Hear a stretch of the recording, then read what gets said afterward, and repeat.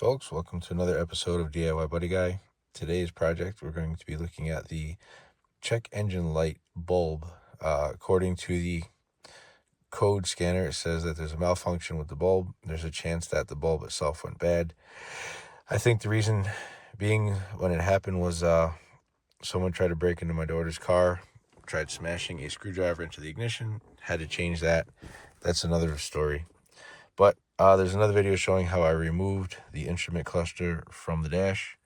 And then the way to get at the bulb is there is a bezel right here, this piece, that sits around the instruments, and it's held in by these little snap tabs here. And all you do is they retain these little pockets. A small screwdriver, just pry the tabs away, and that bezel will come off. And then the next step is locating on this where the check engine light is right here. Easy way to do that is I went around the plastic, I picked up a little bit and shined a flashlight underneath, and I saw the dreaded picture of the check engine light, which is right here, and right next to it is the airbag light. The easiest way to remove that is by removing these bezels from the instrument gauges. They are just little plastic retainer clips. Gently pry them out. You only really need to remove the outside ones, and they come right off-ish. Stupid thing.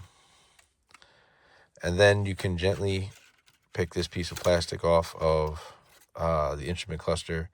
And let me see if I can show you the check engine light is right there on the bottom left corner next to the airbag sign. And there are only two bulbs out of all the ones in the instrument cluster that are the same, is the check engine light and the airbag. And I'm going to use my multimeter to test to make sure, see if that bulb is good or not. And I'll show you how to do that in just a second. Okay, so I found out something interesting. The way to remove these bulbs is actually really simple. If you flip the instrument cluster over on the back, you see that little orange tab there? That hole next to it is the check engine light, and that hole there is the light bulb for the tachometer. So it's a little twist lock. You literally just grab hold of it, lefty-loosey, and it plucks right out. And you see these little silver tabs on the top and the bottom.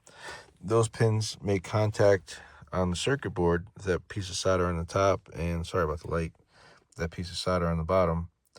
And the way to check to see if the bulb is any good is I use my continuity meter set to ohms, and I'll show you how to do that real quick.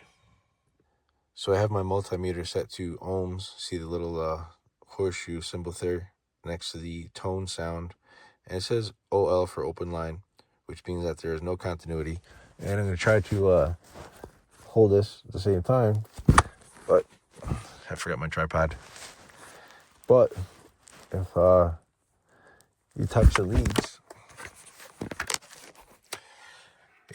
leads one to the other, then what happens is the meter will indicate continuity, and you'll hear a tone, and it'll show you the measure of resistance, which means that the circuit is closed, that there's not an opening in the circuit. Now there is, it's open online, and then now you have continuity.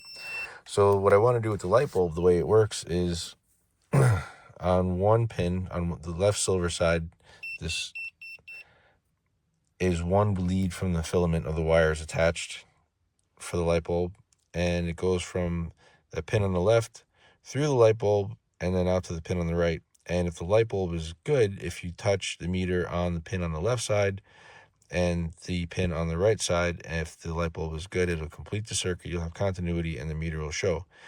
If the light bulb is bad, when you touch both of those pins inside the light bulb itself, let me get a better shot. Inside the light bulb itself here, the filament, if it's broken, you can touch a pin here and the other one on this side, and if this filament is broken, it won't complete the circuit and the meter won't read anything, and it'll show open line. Thanks for watching. So the part number on these dash instrument light bulbs, on the back here, let me see if I can get the camera to focus, it says OSRAM. It's OSRAM and then in the middle it says 12 volts and then 1.1 watt. So if you type into a search bar, Google, for example, OSRAM, OSRAM 1.1 watt or 12 volt dash light bulb, you will find that it comes up for an instrument cluster light bulb, and it'll look like this. The orange might be tan or a different color, but you'll see it has these little tabs for the twist lock and contacts. And I found on Amazon, Googling OSRAM 12 volt instrument cluster light bulb, there's a 4-pack for $10, and it looks identical to this except the color is different. So in hindsight, to change the light bulb for the check engine light, I did not have to disassemble the bezel or take the plastic off. All I had to do was flip it over and mess with those little orange sockets there for the light bulb. But I wasn't sure which one was a check engine light, so now that I know, and hopefully this video will save you guys some time and some trouble. Thanks for watching.